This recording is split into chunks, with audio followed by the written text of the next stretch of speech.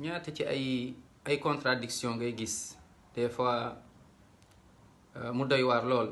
da ngay gis ñoo xamante ni dañuy xeexal naam nee nañ dañuy xeexal l'islam di wax ndax l'islam di mer ndax l'islam des fois am ñuy def sax ay marche ak yu mel noonu mais waxtu julli jot ñu bari ñu ci ëpp doo leen gis ñu julli subhanallah.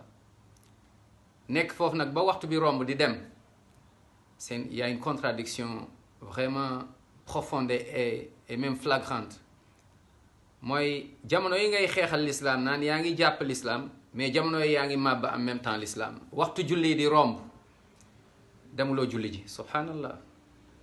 des fois nga gis ko tamit ci yeneen mooy contradiction yoo xamante ni jullit bi dafa war a xoolaat boppam. waxtu julli fu mu jotee ci loo nekk rek ba ko naam waaye des fois nga gis ba ci mbir yoo xam ne nañ sax mbirum diine la dañ fay wax waxu l'islam waxtu julli di romb duñ dem julli ji subhanallah. des fois nga gis ko tamit